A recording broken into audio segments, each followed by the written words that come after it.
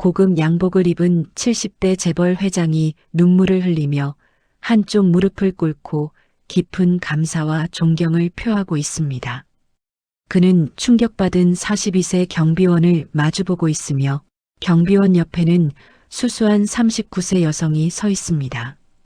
그들 뒤로 밝은 햇살 가득한 거리에 검은색 고급 벤츠 승용차 20대가 일렬로 늘어서 있습니다. 소박한 모텔과 작은 아파트 건물이 보이며 따뜻한 황금빛 햇살이 비추고 있습니다. 경비원은 완전히 경악한 표정이고 여성은 충격받아 손으로 입을 가리고 있으며 회장은 진심 어린 감정으로 깊이 고개 숙이고 있습니다. 검은 양복을 입은 여러 남성들이 회장 뒤에 공손하게 서 있었습니다. 회장님과 경비원 그리고 젊은 여자는 무슨 사연을 감추고 있는 것일까요? 서울 구로구의 한 낡은 오피스텔. 단지 새벽 5시 어둠이 채 가시지 않은 겨울 아침이었습니다. 경비실 불빛 아래 준석 씨 42세가 차가운 커피를 들이켰습니다. 15년째 같은 자리, 같은 시간, 같은 일상이었습니다. 사연 시작 전 여러분의 구독으로 당신의 지혜를 나눠주시고 좋아요로 공감의 박수를 보내주세요. 준석 씨의 월급은 210만 원 반지하. 월세 35만 원을 내고 나면 어머니가 계신 실버 요양원 비용 150만 원을 보내야 했습니다. 남는 돈은 고작 25만 원 하루. 두 끼를 편의점 삼각김밥으로 때우는 게 일상이었죠. 오전 6시 아침 청소를 시작하는 준석 씨를 보며 입주민들이 지나갔습니다. 202호에 사는 영수 씨는 고급 양복 차림으로 외제차에 올라타며 말했습니다. 아, 준석 씨, 오늘도 고생 많으시네요. 그런데 나이가 이제 40 넘었죠? 아직도 결혼 못 하셨어요? 준석 씨는 억지로 웃으며 대답했습니다. 네, 아직 인연이 없어서요. 영수 씨가 비웃듯 말했습니다. 이 나이에 경비원 하면서 무슨 결혼을 하겠어요. 여자들이 돈 없는 남자 안 좋아하잖아요. 차가 떠나가고 준석 씨는 빗자루를 힘없이 들었습니다. 가슴이 찢어지는 것 같았지만 이런 모욕은 하루에도 몇 번씩 겪는 일이었습니다. 오전 10시 관리사무소. 병철 소장 55세가 준석 씨를 불러 차갑게 말했습니다. 준석 씨, 본사에서 인건비 절감하라고 난리예요. 이번 달 말까지만 근무하세요. 다음 달부터는 안 나오셔도 됩니다. 준석 씨는 얼굴이 새하얘졌습니다. 소장님, 제가 뭘 잘못했습니까? 15년 동안 한 번도 지각한 적 없고 민원도 없었는데요. 병철 소장은 서류를 보며 무심하게 말했습니다. 잘못은 없어요. 그냥 회사 방침이에요. 젊은 사람으로 교체하래요. 준석 씨 나이면 다른 데 가도 취직 힘들 거 알죠? 그러니까 조용히 나가세요. 준석 씨는 주먹을 꽉 쥐었지만 아무 말도 할 수 없었습니다. 이 일자리마저 잃으면 어머니 병원비는 어떻게 낼까요? 밤 11시 준석 씨는 반지하 월세방으로 돌아왔습니다. 축축한 벽, 곰팡이 냄새, 형광등 하나만 깜빡이는 방. 준석 씨는 침대에 쓰러지며 혼잣말로 중얼거렸습니다. 이게 내 인생의 전부인가? 42년을 살았는데 이게 다인가? 핸드폰에서 카톡이 왔습니다. 명절을 앞두고 친척 단체방이었습니다. 준석아, 올해도 혼자 오냐? 사촌 동생은 벌써 애가 둘인데 너는 도대체 언제 철들래? 준석 씨는 핸드폰을 던져버렸습니다. 눈물이 흘러내렸지만 닦을 힘조차 없었습니다. 다음 날 새벽 3시 겨울 한파로 영하 12도를 가리키던 날이었습니다. 준석 씨는 야간 순찰을 돌고 있었습니다. 오피스텔 뒷골목 쓰레기 집화장을 지나는데 이상한 소리가 들렸습니다. 준석 씨가 손전등을 비추자 쓰레기 더미 사이에 사람이 쓰러져 있었습니다. 낡은 코트 한 장만 걸친 여성이었습니다. 얼굴은 흙투성이, 머리카락은 엉망, 온몸이 상처투성이었습니다. 준석 씨는 급히 다가가 여성의 맥을 짚었습니다. 맥박이 매우 약했습니다. 체온도 거의 느껴지지 않았죠. 이 사람 죽겠어. 준석 씨는 즉시 119에 전화하려다 멈칫했습니다. 신원이 없는 사람을 병원에 데려가면 치료비는 누가 낼까요? 자신에게 그럴 여유가 있을까요? 하지만 여성의 떨리는 숨소리를 듣자 준석 씨는 결단을 내렸습니다. 사람 목숨이 먼저야. 일단 살리고 봐야지. 준석 씨는 여성을 업고 자신의 반지하 방으로 향했습니다. 새벽 거리는 적막했고 준석 씨의 거친 숨소리만 메아리 쳤습니다. 반지하 방에 도착한 준석 씨는 여성을 침대에 눕히고 급히 물수건으로 얼굴을 닦아주었습니다. 흙과 피가 씻겨나가자 39살쯤 되어 보이는 여성의 얼굴이 드러났습니다. 준석 씨는 여성의 옷을 조심스럽게 벗기고 상처를 확인했습니다. 팔과 다리에 멍과 찰과상이 가득했습니다. 영양실조로 뼈가 앙상했죠. 일단 체온부터 올려야 해. 준석 씨는 자신의 이불을 덮어주고 핫팩을 여러 개 터뜨려 여성 옆에 놓았습니다. 그리고 라면을 끓여 국물을 조금씩 떠먹였습니다. 30분이 지나자 여성이 가까스로 눈을 떴습니다. 초점 없는 눈동자가 천장을 바라보다가 준석 씨를 발견했습니다. 여성은 놀라 움찔했지만 일어날 힘이 없었습니다. 준석 씨가 부드럽게 말했습니다. 괜찮아요. 전 그냥 경비원이에요. 당신이 쓰러져 있길래 데려왔어요. 여기가 어딘지 아세요? 이름이 뭐예요? 여성은 입술을 떨며 말했습니다. 모르겠어요. 전 누구죠? 여긴 어디예요? 준석 씨는 놀랐습니다. 기억상실인 것 같았습니다. 여성의 주머니를 뒤져봤지만 신분증도 핸드폰도 지갑도 없었습니다. 다음 날부터 2주일간 준석 씨는 여성을 정성껏 돌봤습니다. 퇴근 후 죽을 끓여 먹이고 적십자병원 무료진료소에 데려가 치료를 받게 했습니다.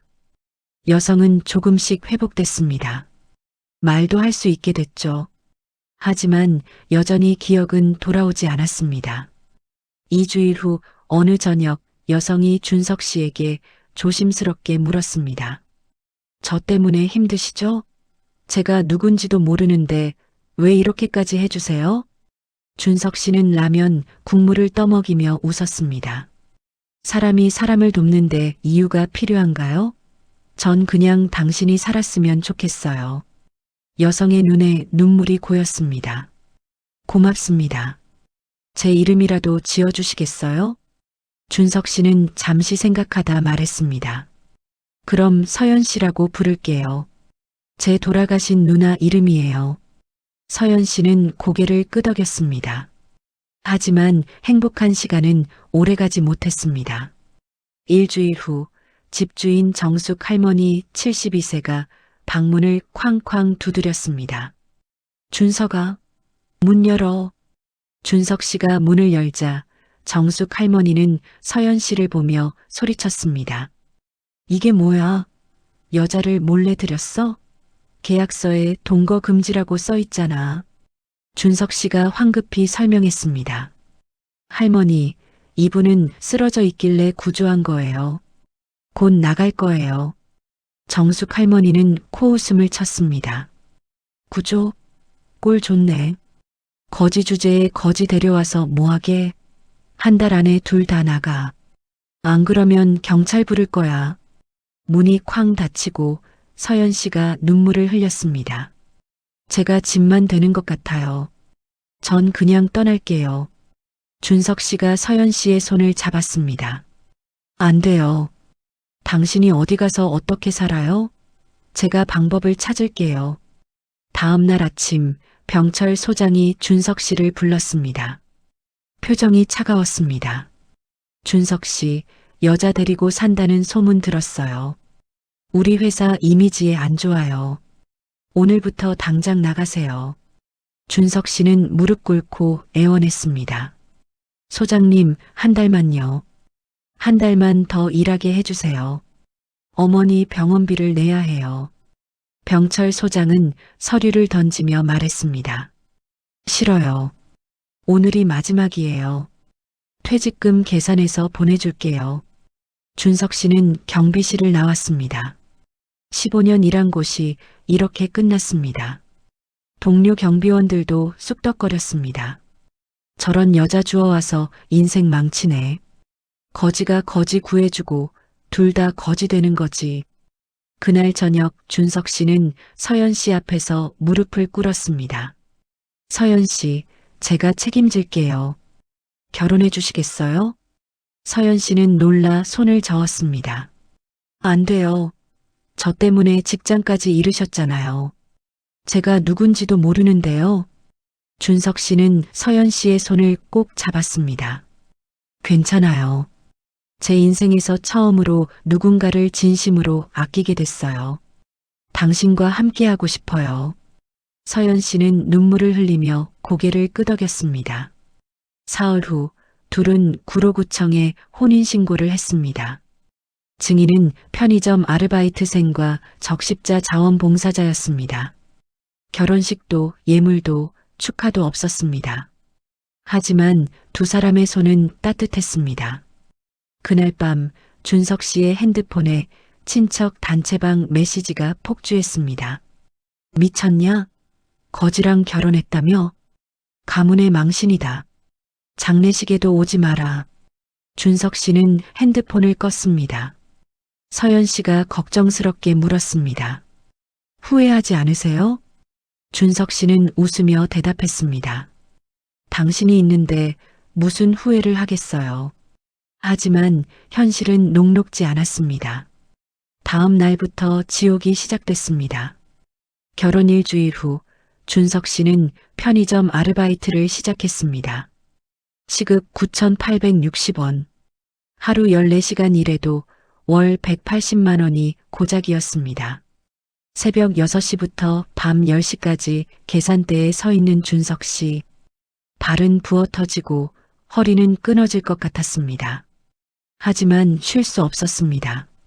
서연 씨도 폐지를 주우며 돈을 벌려 했습니다.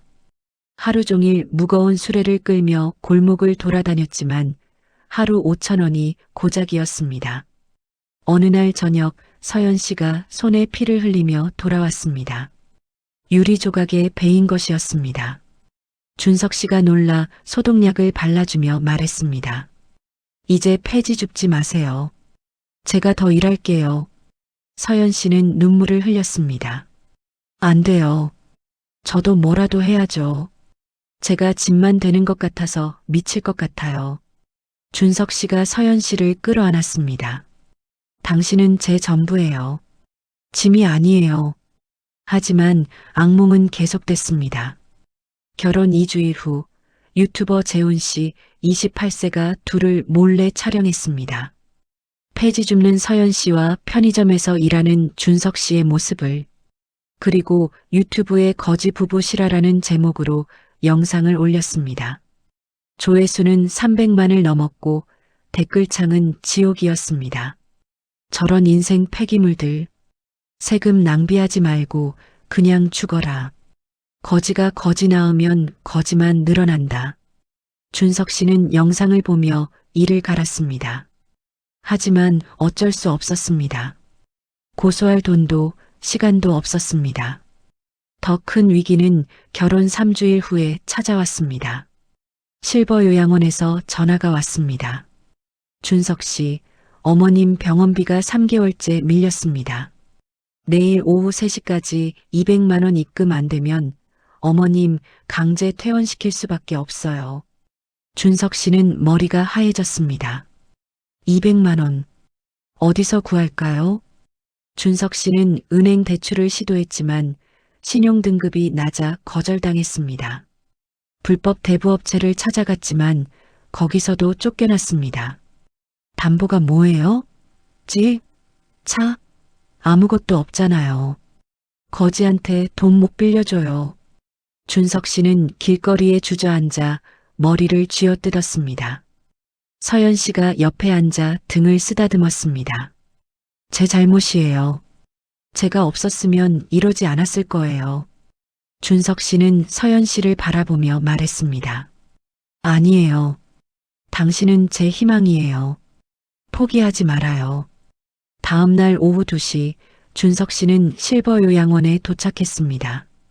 하지만 손에 든 것은 60만 원 뿐이었습니다. 요양원 원장 성민 씨 51세가 고개를 저었습니다.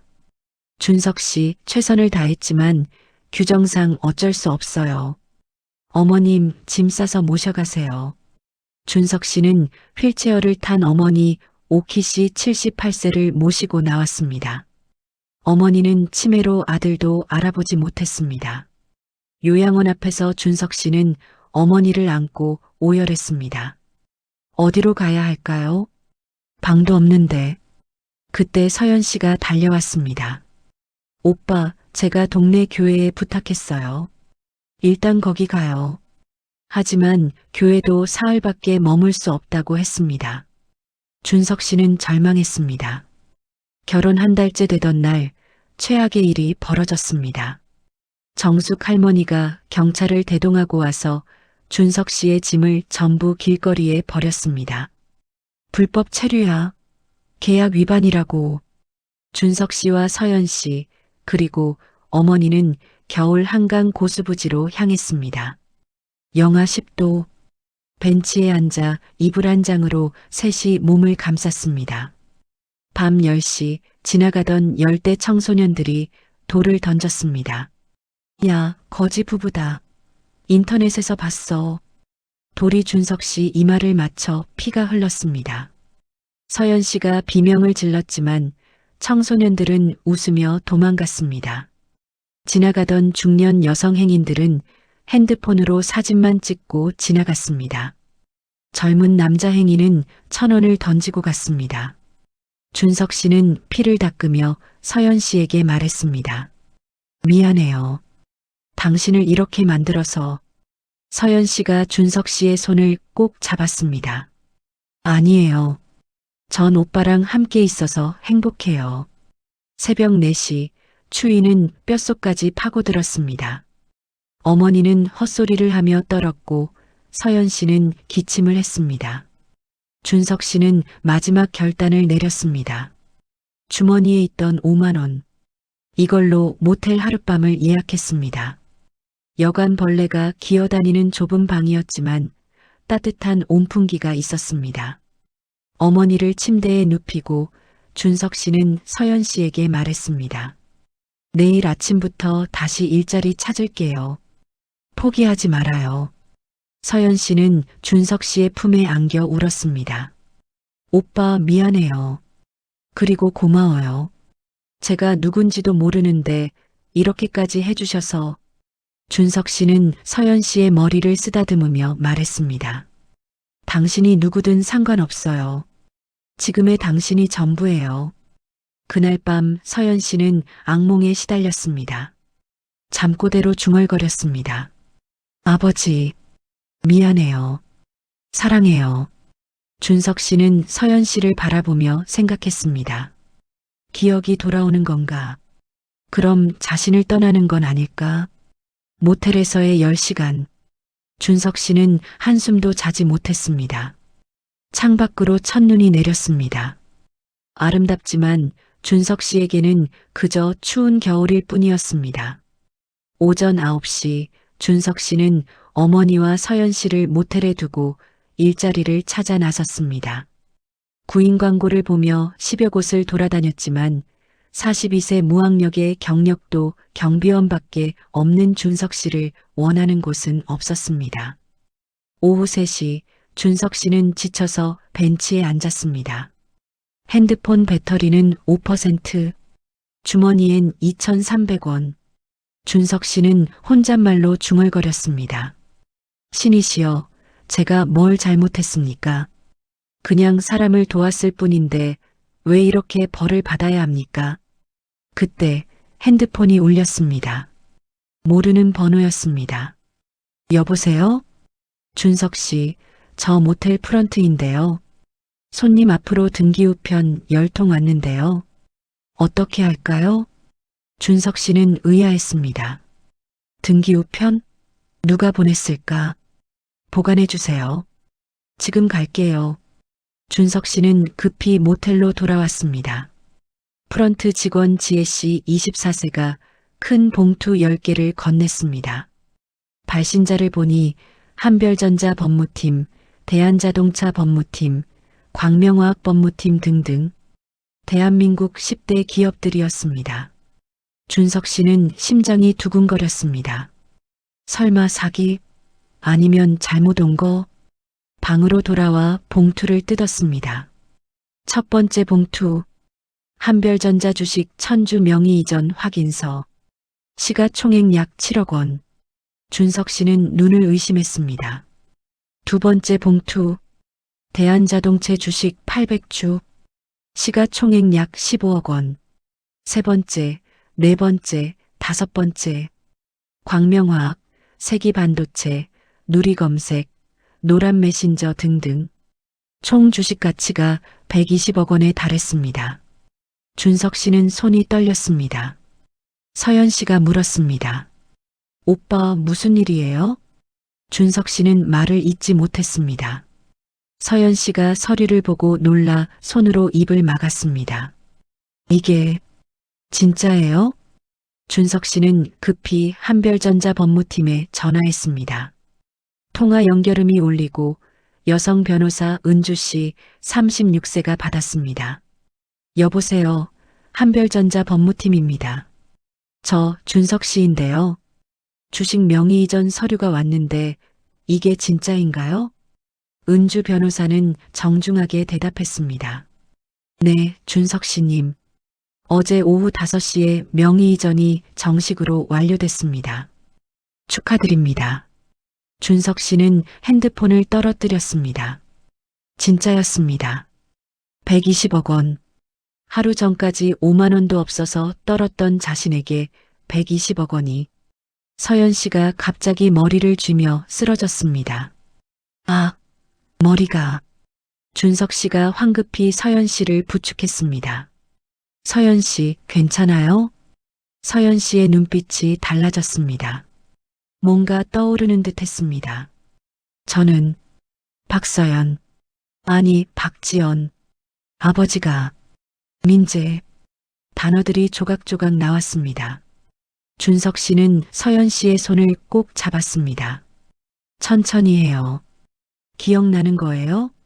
서연 씨, 아니 지연 씨는 눈물을 흘리며 말했습니다. 대성그룹, 아버지가 회장, 저를 찾고 계실 거예요. 그때 모텔 밖에서 차 브레이크 소리가 들렸습니다.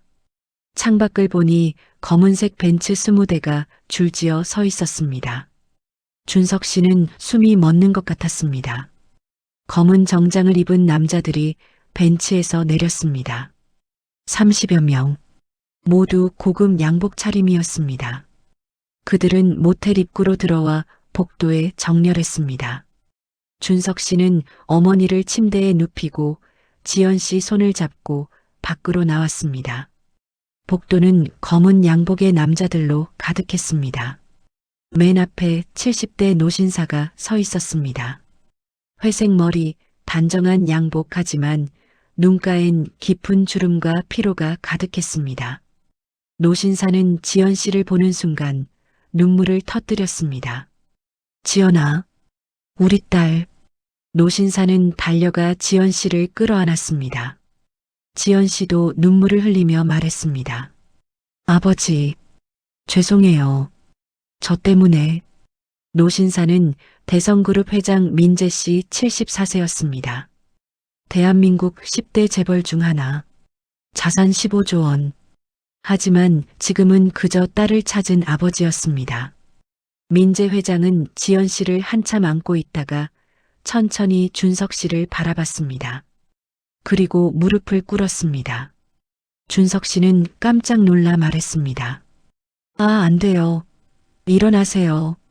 하지만 민재 회장은 고개를 숙인 채 말했습니다. 사위님, 제 딸을 살려주셔서 진심으로 감사드립니다. 뒤에 있던 30여 명의 남자들도 일제히 무릎을 꿇었습니다. 준석 씨는 어쩔 줄 몰라 했습니다.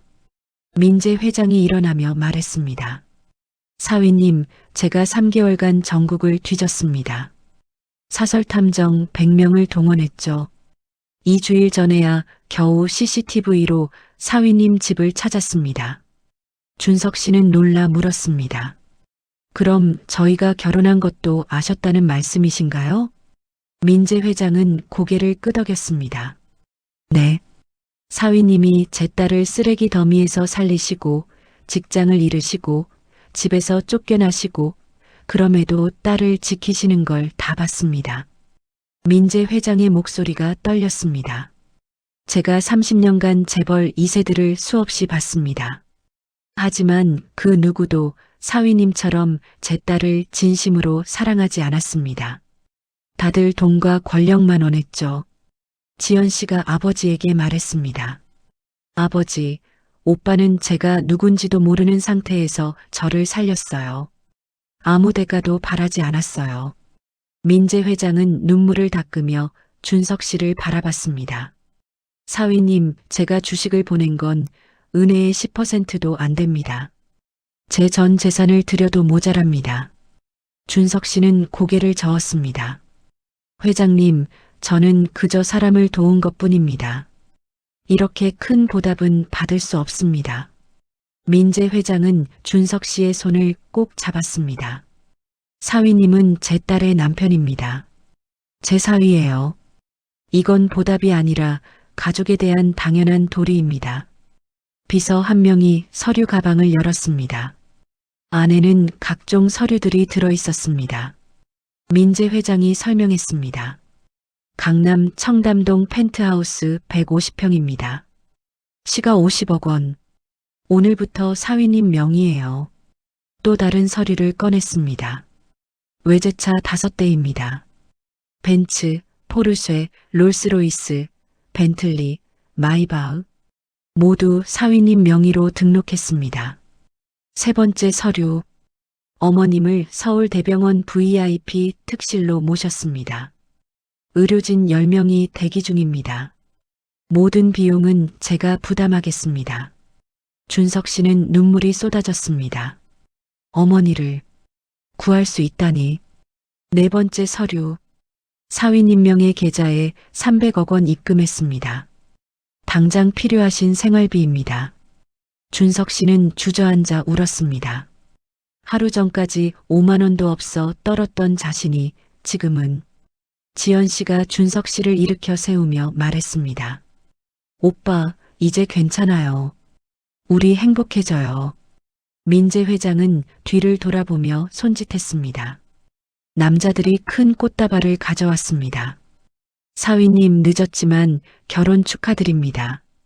정식 결혼식은 한 달 후에 올리시죠. 신라호텔 대연회장 예약했습니다.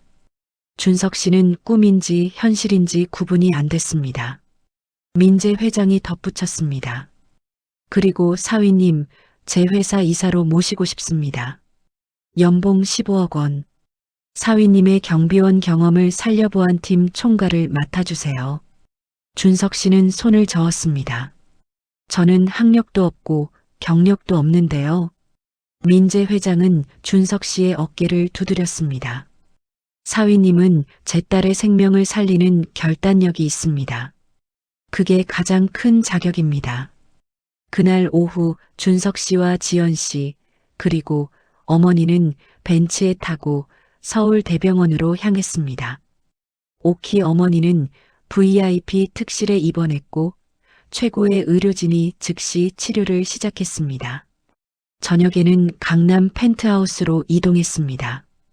150평 공간, 한강이 한눈에 보이는 전망, 고급 가구와 가전제품이 모두 갖춰져 있었습니다. 지연 씨가 창가에 서서 야경을 바라보며 말했습니다. 오빠, 이게 꿈만 같아요. 준석 씨는 지연 씨를 끌어안으며 말했습니다. 저도요. 하지만 이 모든 게 당신이 있어서 가능했어요. 그날 밤 둘은 처음으로 제대로 된 침대에서 잠을 잤습니다. 따뜻한 이불, 폭신한 베개, 눈물이 날 만큼 행복했습니다. 다음 날 아침 10시 민재 회장이 펜트하우스를 방문했습니다.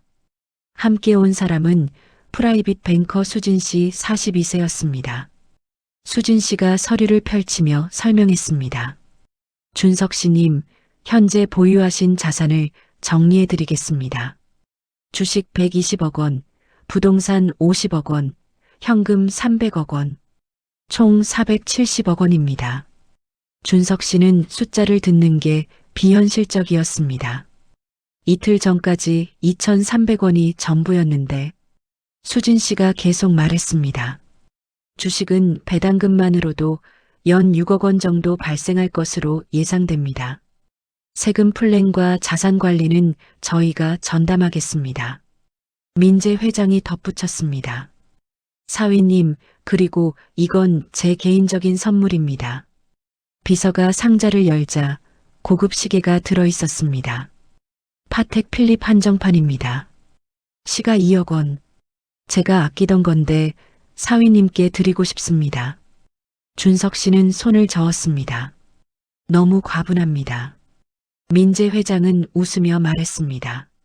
제 딸 살려주신 분께 이 정도는 아무것도 아닙니다. 오후 2시 이탈리아 장인 마르코 씨 61세가 방문했습니다. 정장 맞춤 제작을 위해서였습니다. 마르코 씨가 줄자로 준석 씨의 치수를 재며 말했습니다. 좋은 체격이십니다. 3벌 만들어 드리죠. 각각 3천만 원입니다. 준석 씨는 기절할 것 같았습니다. 정장 한 벌이 3천만 원이라니. 지연 씨에게는 프랑스 디자이너 소피 씨 38세가 왔습니다. 드레스 20벌을 가져왔죠. 소피 씨가 말했습니다. 회장님 따님이시니 최고급으로만 준비했습니다. 한 벌당 1,500만 원입니다. 지연 씨는 어색하게 웃었습니다. 이틀 전까지 낡은 코트 한 장이 전부였는데 저녁 7시 민재 회장이 만찬을 주최했습니다. 장소는 서울 최고급 레스토랑 라메종. 하객은 대한민국 10대 재벌 회장들이었습니다. 한별전자 회장 석훈 씨 68세, 대한자동차 회장 영철 씨 71세, 광명화학 회장 태수 씨 66세 등등 모두 자산 수조 원대 거물들이었습니다. 민재 회장이 준석 씨를 소개했습니다. 여러분, 제 사위 준석 씨입니다. 제 딸의 생명의 은인이기도 하죠. 회장들이 일어나 박수를 쳤습니다. 석훈 회장이 다가와 악수를 청했습니다. 준석 씨님 만나서 반갑습니다. 민재 회장님께 들었습니다. 정말 대단하신 분이시네요. 영철 회장도 명함을 건넸습니다. 혹시 자동차 사업에 관심 있으시면 언제든 연락 주세요. 협력하고 싶습니다. 준석 씨는 황급히 인사했습니다. 감사합니다. 저는 아직 부족한 게 많습니다. 태수 회장이 웃으며 말했습니다. 겸손하시네요. 민재 회장님 눈에 든 분이면 틀림없습니다. 만찬이 끝나고 민재 회장이 준석 씨를 따로 불렀습니다. 사위님, 일주일 후부터 회사 출근하시면 됩니다. 임원 연수도 받으시고 천천히 적응하세요. 준석 씨는 고개를 숙였습니다. 회장님, 정말 감사합니다. 제가 뭘로 보답해야 할지. 민재 회장은 준석 씨의 손을 잡았습니다. 제 딸 평생 행복하게 해주세요. 그게 최고의 보답입니다. 일주일 후 준석 씨는 대성그룹 본사에 첫 출근했습니다. 63빌딩 45층 전용 사무실에는 비서 3명이 대기하고 있었습니다. 주임 비서 혜진 씨 32세가 인사했습니다. 이사님, 오늘 일정 보고 드리겠습니다. 오전 10시 임원회의, 오후 2시 보안팀 미팅, 오후 4시 회장님과 면담입니다. 준석 씨는 어리둥절했습니다. 이틀 전까지 편의점 계산대에 서 있었는데 지금은 이사라니. 임원회의실. 임원 20명이 기다리고 있었습니다. 모두 일어나 인사했습니다. 이사님, 잘 부탁드립니다. 준석 씨는 당황하며 말했습니다. 아, 네. 저야말로 배울 게 많습니다. 잘 부탁드립니다. 회의가 끝나고 보안팀장 태양씨 47세가 다가왔습니다. 이사님, 보안팀 전체 120명입니다. 이사님, 경비원 경력을 존경합니다. 현장 경험이 최고죠. 준석 씨는 처음으로 자신감이 생겼습니다. 경비원 경력이 무시받는 게 아니라 존경받는다니. 한 달이 흘렀습니다. 준석 씨는 회사에 적응했고 보안팀을 체계적으로 개편했습니다. 현장 경비원들의 처우를 개선하고 최신 보안 시스템을 도입했죠. 민재 회장이 만족해하며 말했습니다. 사위님, 정말 잘하고 계십니다. 직원들 반응도 좋아요. 준석 씨는 웃으며 대답했습니다. 감사합니다, 회장님. 제가 경비원이었기에 그들의 마음을 알죠. 결혼 2달째 준석 씨와 지연 씨는 정식 결혼식을 올렸습니다. 신라호텔 대연회장, 하객 500명, 재벌, 정치인, 연예인들이 모두 참석했습니다. 지연 씨는 순백의 웨딩드레스를 입고 등장했습니다. 준석 씨는 이탈리아 맞춤 턱시도 차림이었죠. 둘은 레드카펫을 걸으며 눈물을 흘렸습니다. 민재 회장이 주례를 섰습니다. 오늘 이 자리에서 진정한 사랑이 무엇인지 보았습니다. 준석 사위는 아무것도 없을 때 제 딸을 사랑했습니다. 그게 진짜 사랑입니다.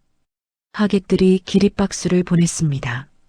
결혼식이 끝나고 피로 연장에서 준석 씨는 과거 자신을 무시했던 사람들을 마주쳤습니다. 첫 번째는 202호 영수 씨였습니다. 영수 씨는 얼굴이 창백한 채 다가왔습니다. 준석 씨, 아니, 이사님. 그때는 제가 정말 잘못했습니다. 용서해 주세요. 준석 씨는 담담하게 말했습니다. 괜찮습니다. 저는 원한 같은 거 없어요. 영수 씨가 명함을 꺼내며 말했습니다.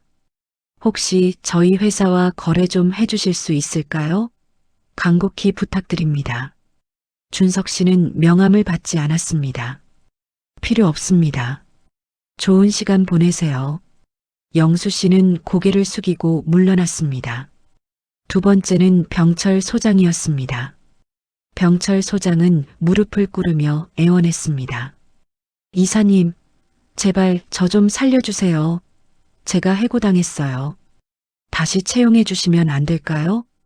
준석 씨는 병철 소장을 일으켜 세웠습니다. 소장님, 저는 복수 같은 거 하지 않아요. 하지만 채용은 안 됩니다.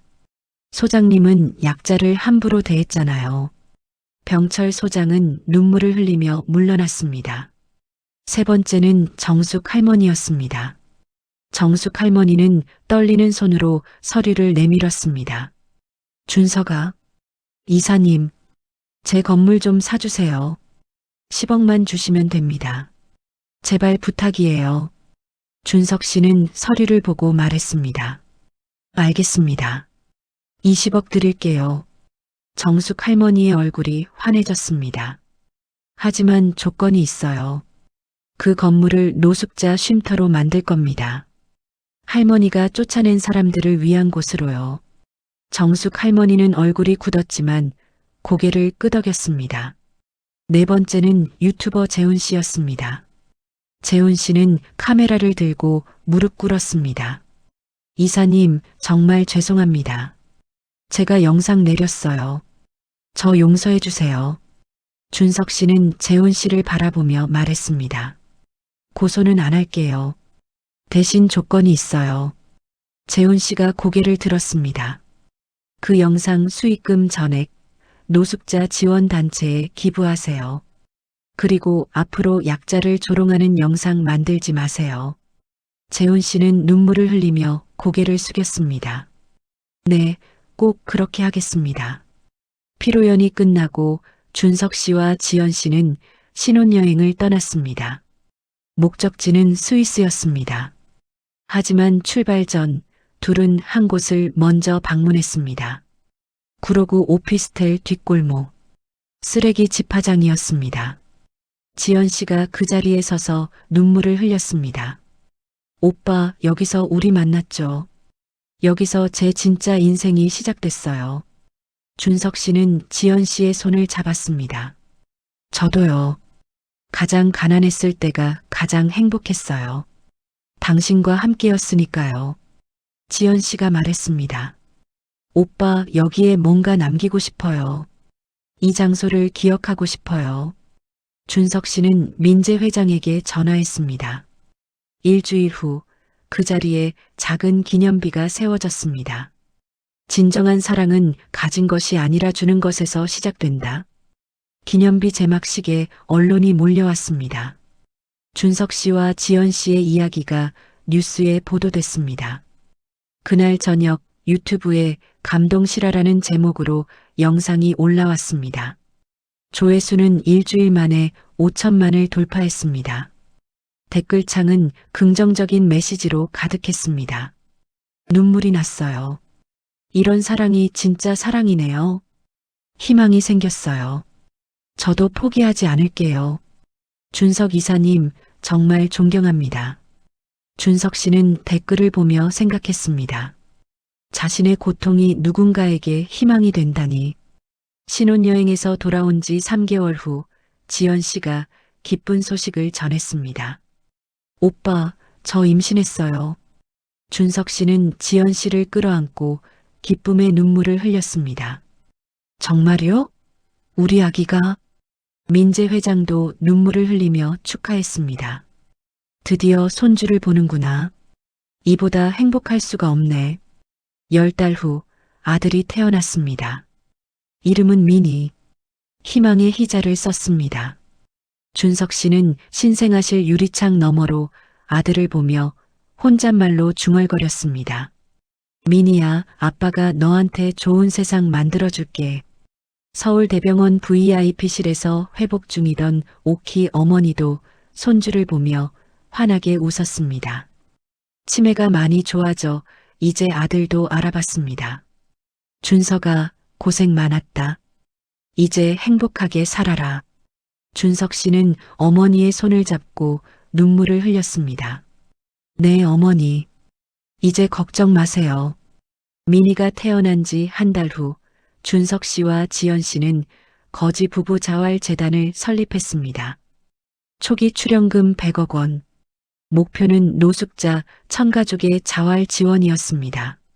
재단 사무실 개소식 날 준석 씨가 연설했습니다. 저도 한때 노숙자였습니다. 한강 고수부지에서 얼어 죽을 뻔했죠. 그 고통을 압니다. 이제 제가 받은 사랑을 나눌 차례입니다. 하객들이 기립박수를 보냈습니다. 재단은 노숙자들에게 주거, 일자리, 교육을 제공했습니다. 첫 해에만 300가족이 자립에 성공했습니다. 그중 한 명은 과거 준석 씨에게 돌을 던졌던 청소년 태민 씨 19세였습니다. 태민 씨는 재단 사무실을 찾아와 무릎 꿇고 사과했습니다. 이사님, 그때 정말 죄송했습니다. 제가 어리석었어요. 준석 씨는 태민 씨를 일으켜 세웠습니다. 괜찮아. 이제 새로 시작하면 돼. 재단에서 장학금 줄 테니 열심히 공부해. 태민 씨는 눈물을 흘리며 고개를 숙였습니다. 1년이 흘렀습니다. 준석 씨는 대성그룹 부회장으로 승진했습니다. 보안팀뿐 아니라 인사팀, 복지팀까지 총괄하게 됐죠. 준석 씨는 직원 처우 개선에 앞장섰습니다. 경비원, 청소원, 식당 직원들의 임금을 30% 인상했습니다. 이유는 간단했습니다. 저도 경비원이었습니다. 그들의 고통을 압니다. 존중받을 자격이 있어요. 직원들은 준석 씨를 진심으로 존경했습니다. 재단도 성장했습니다. 3년 만에 삼천 가족이 자립에 성공했습니다. 정부에서 표창까지 받았죠.